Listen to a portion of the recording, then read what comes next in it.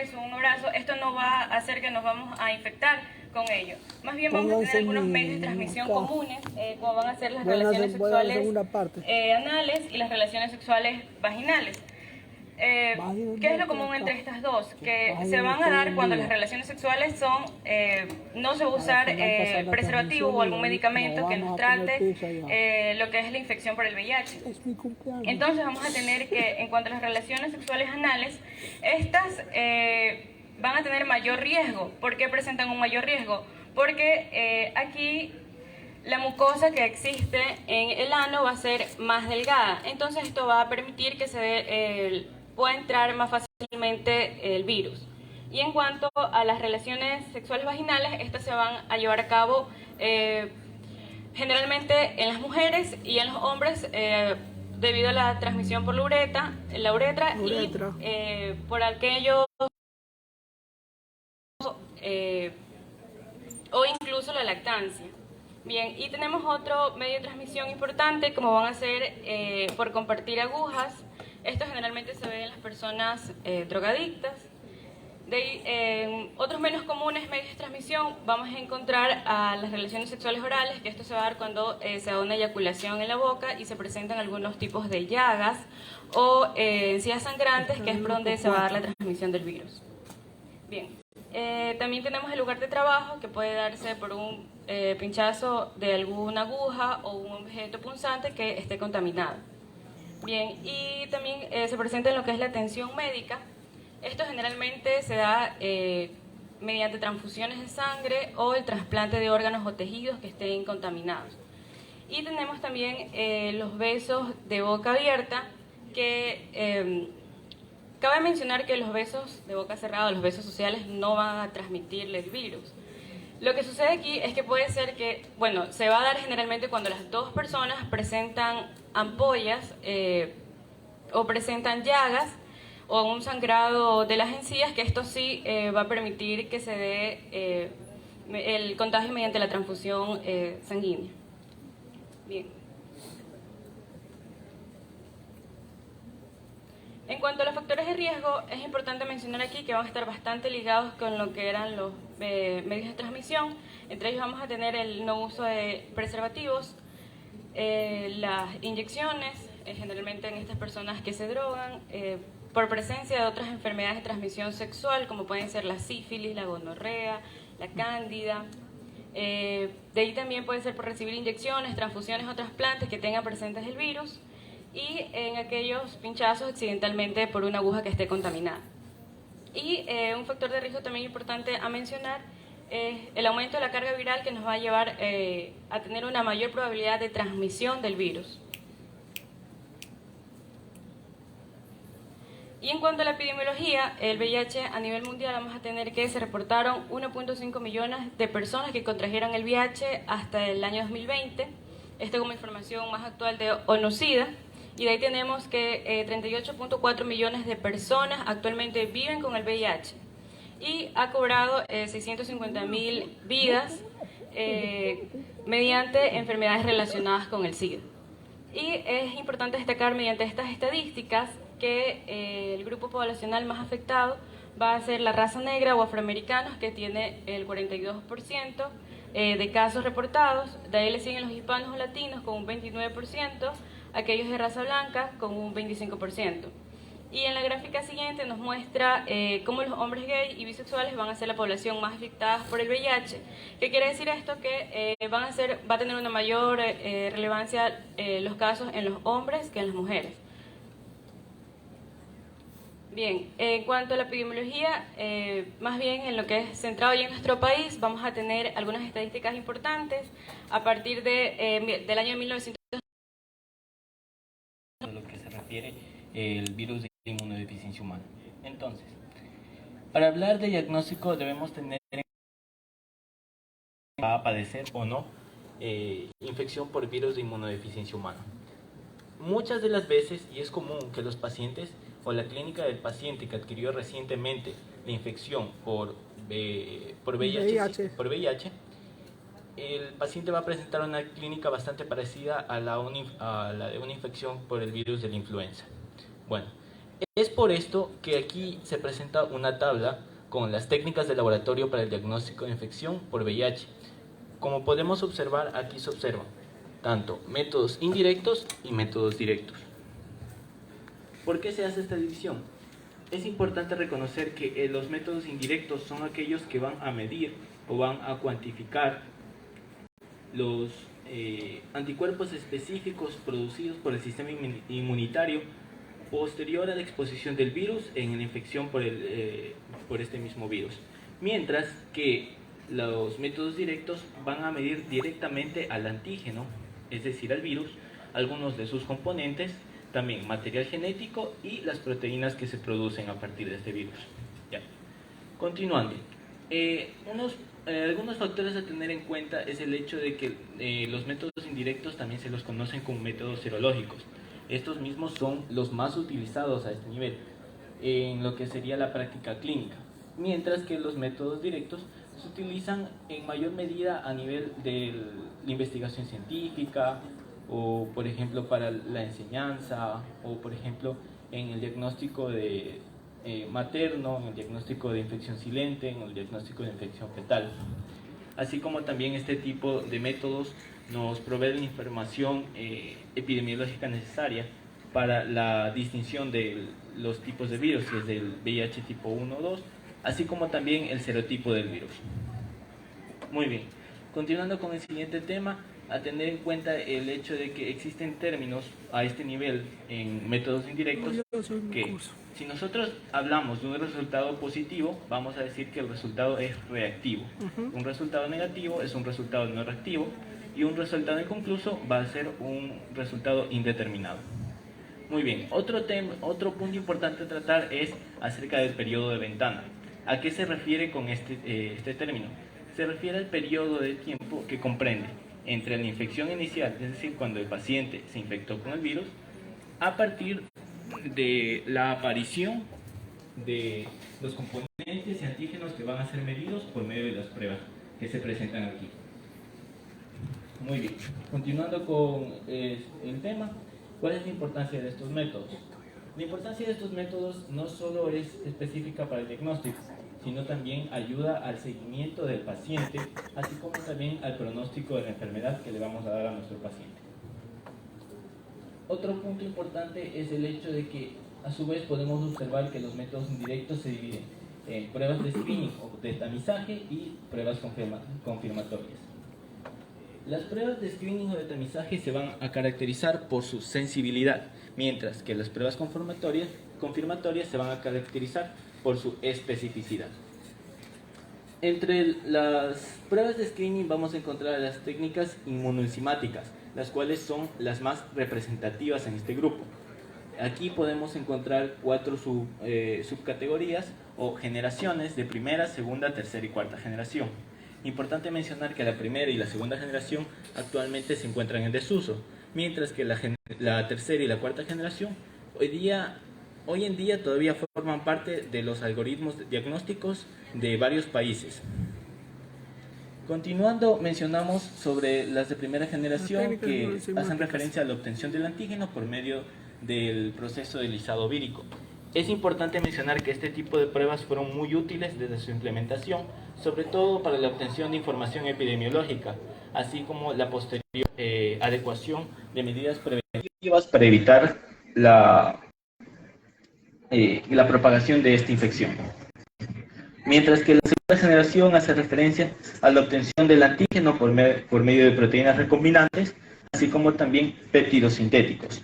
Las de tercera generación se las denomina como de tipo sándwich o también de inmunocaptura, debido a que aquí, asimismo, tenemos el antígeno por métodos de proteínas recombinantes o a su vez por péptidos sintéticos, pero aquí también se van a observar o se van a cuantificar la presencia de anticuerpos específicos de tipo IgG, IgM e IgA.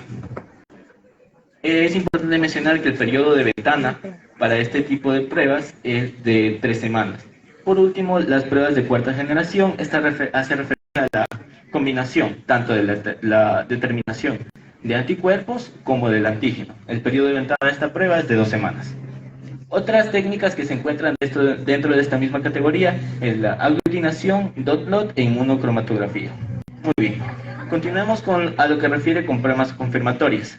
Este tipo de pruebas, como mencioné anteriormente, se basan en su extensión y ayudan eh, a recalcar o a clarificar cuál sería el diagnóstico del paciente al que ya se realizó una prueba de tipo screening, entre las cuales podemos encontrar inmunofluorescencia indirecta, radioinmunoprecipitación, inmunoensayo lineal o quimioluminiscencia. Pero al final, ¿por qué menciono a la de Western blot? Debido a que esta prueba hasta hace algunos pocos años, y aunque hoy en día todavía está en gran utilidad, se consideraba como la prueba gold estándar para la confirmación del diagnóstico de VIH. ¿En qué se basa este tipo de pruebas? Se basa en la cuantificación de la reacción entre antígeno-anticuerpo por medio de la obtención de un número determinado de bandas. Existen diversos criterios, pero el más aceptado es a partir de la OMS, que dicta que posterior a la obtención de 2 bandas, podemos clasificar el resultado como reactivo o positivo. Seguimos con los métodos directos. Como mencioné, estos mismos métodos se basan principalmente en la obtención tanto del antígeno, sus componentes, su material genético, así como también las proteínas que va a producir, entre los cuales podemos encontrar el cultivo vírico, detección de antigenemia, antígeno. Tenemos la detección molecular de ADN provírico y ARN vírico, entre los cuales observamos la reacción en cadena de polimerasa, ADN ramificado y amplificación basada en el proceso de transcripción. Como último punto en esta diapositiva es el hecho de que a nivel país, es decir, Ecuador, las pruebas más utilizadas sobre infección por VIH se puede establecer mediante pruebas de detección de anticuerpos contra el virus, detección de antígenos del virus, detección de RNA o DNA virales y el cultivo de virus. Las pruebas más utilizadas son las pruebas rápidas y el ensayo inmunoabsorbente ligado a enzimas o de tipo ELISA. Muy bien. Aquí podemos observar algunos de los algoritmos diagnósticos que son proporcionados en las guías del Ministerio de Salud Pública. Estos mismos algoritmos han sido adaptados a partir de los algoritmos que nos provee la Organización Mundial de la Salud. ¿Por qué digo adaptados? Porque en Ecuador no se cuenta con los recursos necesarios para la realización de las pruebas de última generación. Es por este motivo que se han adaptado a los recursos que se puede proveer a nivel país. En cuanto al algoritmo diagnóstico de VIH en adultos, se menciona que primero nosotros debemos establecer el cuadro clínico. Si nosotros tenemos sospecha de que el individuo puede o no presentar infección por VIH, vamos a pedir el consentimiento informado para la realización de estas pruebas. Como siguiente punto, realizamos una primera prueba, comúnmente desde 4ª generación. Si la prueba resulta que no es reactiva, es decir, que no es positiva, pero que el individuo sí presenta factores de riesgo, normalmente vamos a clasificar el diagnóstico como negativo, pero es imprescindible que repitamos la prueba en un periodo de 3 meses. Mientras que si el individuo no presenta factores de riesgo, nosotros vamos a clasificar como el diagnóstico negativo y en ambos casos vamos a notificar el tamizaje. Como siguiente punto es el hecho de que si la primera prueba resulta reactiva o positiva, se realiza una segunda prueba de 3ª generación. Si esta prueba resulta negativa, el resultado será clasificado como indeterminado. Aquí realizamos una tercera prueba. Si la prueba vuelve a resultar negativa, el diagnóstico será negativo. Mientras que si el resultado resulta indeterminado, volvemos a realizar una tercera prueba. Si esta prueba resulta positiva, vamos a clasificar el diagnóstico como positivo. Mientras que si desde un principio la segunda prueba resulta positiva, el diagnóstico será positivo y en todos los casos vamos a remitir a nuestro paciente a la unidad de atención integral y normalmente a este nivel se comienza el tratamiento antirretroviral. En cuanto al algoritmo diagnóstico de VIH en embarazadas, lo mismo, debemos tener el cuadro clínico de sospecha, el consentimiento informado, realizamos una primera prueba. Si resulta negativo, declaramos el diagnóstico como negativo. Si resulta reactivo o positivo, se realiza una segunda prueba. Si la segunda prueba resulta reactiva, el diagnóstico será positivo. Si resulta no reactivas será importante aclarar a este nivel que ante la realización de una prueba y que esta prueba, su primer resultado, sea reactivo o positivo, es ahí cuando va a comenzar el tratamiento antirretroviral del paciente. Ahora, también se menciona el algoritmo diagnóstico de VIH en niños expuestos a edades menores de 18 meses. En este caso, el procedimiento a seguir es el mismo, pero debe cumplir ciertos parámetros o criterios. Primero, debe ser hijo de una madre con VIH y debe tener una edad menor a 18 meses de vida.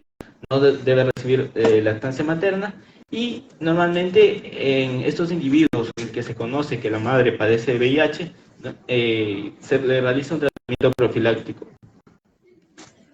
Aquí la prueba necesaria a realizar es una prueba directa y se realiza la prueba de cuantificación de carga viral en todos sus niveles.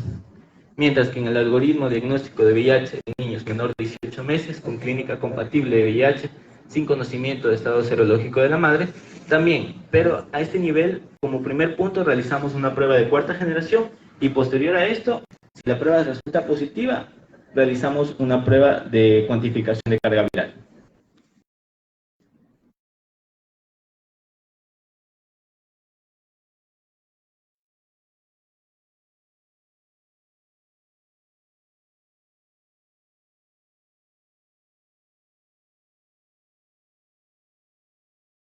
Entre pruebas de tercera y cuarta generación y la prueba, la confirmación se hace con la prueba de Western blot.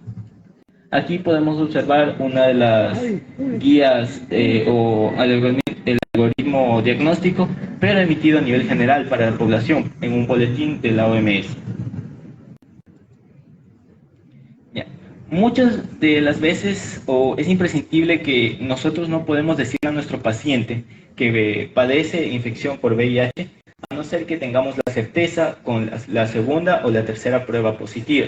Es por eso que es imprescindible tener en cuenta la existencia o la posible existencia de falsos positivos, falsos negativos y resultados indeterminados. Aquí se presentan algunas de las causas de falsos positivos, entre los cuales encontramos la vacunación reciente para influenza, el embarazo, enfermedad o lupus eritematoso sistémico, insuficiencia renal crónica y error de rotulación o manejo de la muestra. Entre las causas de falsos negativos encontramos periodo de ventana, SIDA avanzado, error de rotulación o manejo de la muestra. Por último, las causas de resultados indeterminados son infección aguda por VIH, SIDA avanzado, reacciones cruzadas de anticuerpos y error de manejo a nivel de muestra. Como última parte a mencionar es sobre la prevención en cuanto a la adquisición de infección del virus de inmunodeficiencia humana. Entonces, aquí debemos tener en cuenta que debe realizarse este tipo de prevención en la etapa de adolescentes mayores de 13 años y adultos con infección por VIH. Prevención en mujeres embarazadas con infección por VIH para evitar la vía de transmisión materno-infantil. Como siguiente punto tenemos la prevención en niños menores de 13 años. En 2015, o en las guías del MSP, se hace referencia a la campaña de acción acelerada para la prevención combinada, emitida por la organización ONU-SIDA en 2015, cuya finalidad es la de reducir la incidencia a un periodo de 2030 muy bajo. Aunque esta misma premisa sea muy arriesgada de decir, se cree o se estima que si se rigen las pautas necesarias, es muy posible que se logre esta meta. Aquí podemos observar un boletín. Sigo acá y regreso. Hola, hola, hola, hola. ¿Estás vivo? Este es nuestro otro tema, perfilosis. Este es nuestro, este está viendo.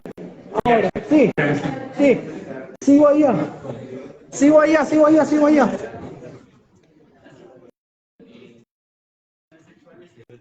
El método de barrera como anticonceptivo. Gracias.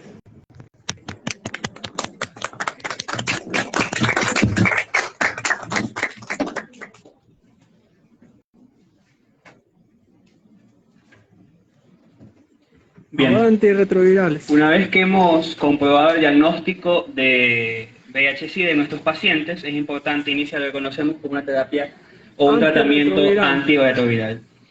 La terapia antirretroviral surge a fines de los años 80, inicios de los años 90. Sabemos que en junio del año 81 tenemos las primeras alarmas o los primeros signos de alerta en cuanto a la presencia de VIH. Se hablaba en aquel entonces de una neumonía atípica asociada a homosexuales. Luego, por los periódicos más o menos de esa época, del año 83, ya nos hablaban de un cáncer extraño que afectaba a la población homosexual. Y en el mismo año 83, el Instituto Louis Pasteur de Francia, de París, nos entrega ya el primer bosquejo de lo que más adelante llamaríamos como el virus de inmunodeficiencia humana, que se llamó en su momento virus asociado a linfoadenopatía, que luego fue llamado HTLV3, que fue lo que justamente el CDC de los Estados Unidos luego nos lo dio como el virus de inmunodeficiencia humana. Muertes de grandes personajes como el gran de cine Rock Hudson en el año 85, pues hacen que muchos activistas promovieran que se generaran fármacos o maneras de poder combatir esta nueva enfermedades, así como en el año 87 surge la sidobudina, que fue el primer fármaco aprobado por la FDA para combatir el virus de VIH-Sida. Asimismo, a partir de ese entonces hasta la actualidad, la terapia antirretroviral ha evolucionado bastante. Es así como ustedes ven que actualmente en las redes sociales se promulga inclusive falsos titulares que llegan a decir se ha curado el SIDA o se ha descubierto el virus del SIDA. Todas estas cuestiones que surgen en la actualidad hacen que estos esquemas, como el que vamos a presentar ahora, estén en constante evaluación y en constante cambio. En el año del 2003, en el mes de junio, la Organización Mundial de la Salud nos da las directrices unificadas sobre el uso de antirretrovirales en el tratamiento y la prevención de la infección por VIH, recomendaciones para un enfoque de salud pública. Es así como el Ministerio de Salud Pública del Ecuador, que es el órgano rector de la salud en nuestro país, elabora una guía basada en estas directrices mundiales, que fue actualizada ya en el año 2019, que es la que se encuentra vigente hasta la época, que es de la cual nosotros nos vamos a basar para esta presentación. Bueno, es importante para ello que nosotros conozcamos que para el tratamiento antirretroviral vamos a tener 4 grupos o 4 familias principales, que son las que ustedes ven ahí, como son los inhibidores de la transcriptasa inversa. Estos a su vez se subdividen en análogos nucleósidos y análogos no nucleósidos. Tenemos los inhibidores de la proteasa, también los inhibidores de la entrada, que estos a su vez se subdividen en inhibidores de la fusión y en inhibidores o antagonistas de la quimiosina receptora tipo 5, ¿no? También tenemos los inhibidores de la integrasa. Ahí, como ven, cada uno tiene sus siglas, que más adelante veremos por qué son importantes. Y actualmente se encuentran en estudio otros fármacos distintos a estos 4 grupos que estamos viendo en este momento, que más adelante nos darán mucho de qué hablar. Bien, el tratamiento o la terapia antirretroviral va a tener estos 4 objetivos principales, como son lograr que la carga viral sea indetectable, que se ha logrado con éxito en muchos pacientes, y lograr recuperar en cierta manera, de cierto modo, el estado o la capacidad inmunológica que van a tener nuestros pacientes. Tenemos también que retrasar y de cierto modo impedir con este tratamiento la aparición de infecciones y tumores oportunistas, que sabemos que es lo que termina matando a nuestros pacientes y eleva de manera inmesurable las tasas de mortalidad que tenemos ahora. Tener que evitar también el efecto nocivo de la replicación viral sobre posibles comorbilidades, porque no solamente tenemos pacientes con infecciones oportunistas, sino también comorbilidades asociadas a malos hábitos como son la diabetes mellitus y enfermedades pulmonares propias derivadas del tabaquismo. También uno de los objetivos y el hecho principal es prevenir la transmisión del virus del VIH, ¿no?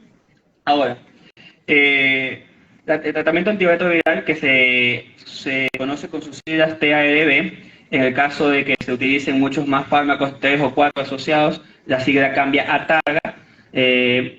Vemos que es importante conocer las siglas de cada uno de los fármacos antirretrovirales que vamos a utilizar.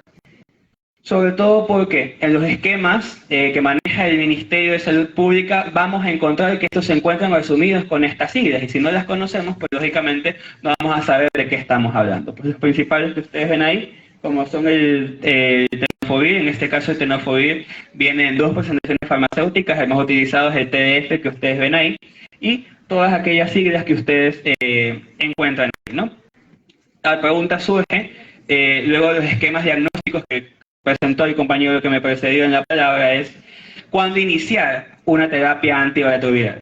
Las guías clínicas antiguas, ni tan antiguas, de hace unos 5, 6, 7 años, nos hablaban de un inicio de terapia antirretroviral cuando se encontraba un número de 500 células de tipo de VIH. Ahora las guías europeas y la nuestra, la pública que está basada en aquellas también, nos habla de un inicio de terapia antirretroviral inmediato, sin necesidad de fijarse en el conteo de linfocitos CD4, sino inmediatamente una vez confirmado el diagnóstico. Estamos hablando específicamente de tratamiento antirretroviral post-exposición, no como profiláctico. Bien, el esquema de eje o el esquema de primera línea de elección, estamos hablando de pacientes que tienen adolescentes de 3 años en adelante y ya pacientes adultos que utilizamos las mismas dosis. Para ellos vamos a utilizar siempre el esquema que incluye 2 inhibidores de la transcriptasa inversa análogos de los nucleósidos.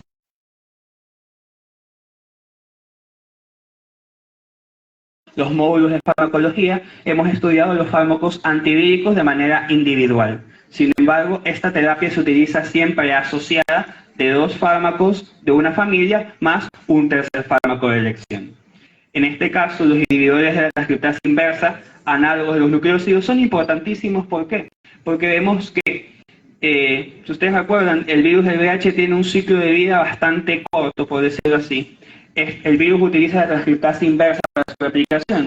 Esta transcriptasa inversa, que lleva el ARN de ARN a ADN viral o vírico, no corrige los errores que puedan causarse en esta cadena, haciendo que surjan a su vez muchas posibles mutaciones. Estas mutaciones nos pueden presentar 2 posibilidades: que sean menores al virus original que infectó al paciente y no causen absolutamente ninguna variación, o que esta mutación sea mayor al virus que inicialmente infectó al paciente, causando una mutación que nos complique más el cuadro clínico y sobre todo que genere resistencia. Es por eso que ante esta cantidad de mutaciones que surgen en diferentes pacientes, hacen que la terapia antirretroviral esté en constante evaluación, en constante estudio, y que, como les dije, haga que estas guías sean revisadas constantemente. En este caso manejamos la última guía del Ministerio de Salud Pública actualizada al año 2019. Bien, vamos a utilizar en pacientes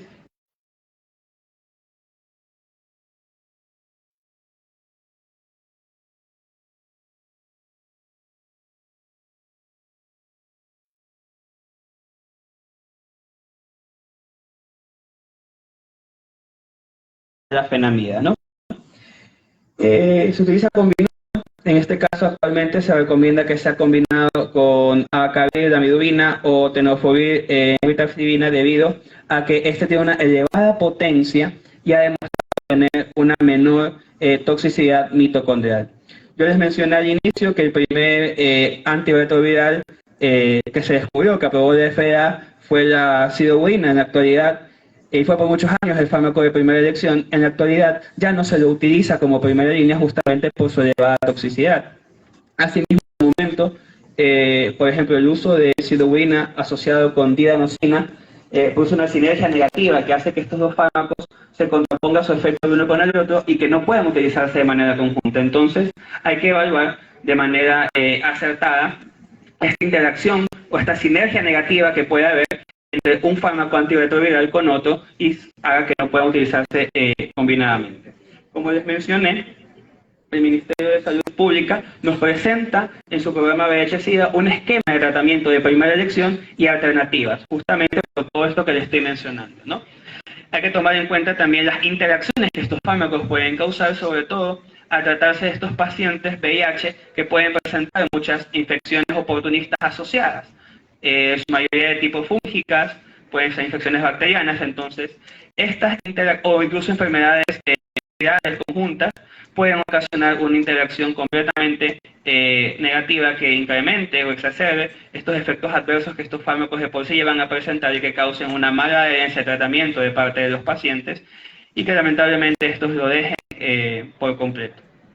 En este caso hay que tomar en cuenta que el tenofovir, que se utiliza mucho, se utiliza siempre y cuando nosotros podamos excluir o garantizar que no vamos a tener una relación renal o una osteopenia en nuestros pacientes actual o un antecedente, ni que se vaya a causar por otros fármacos que ellos están utilizando.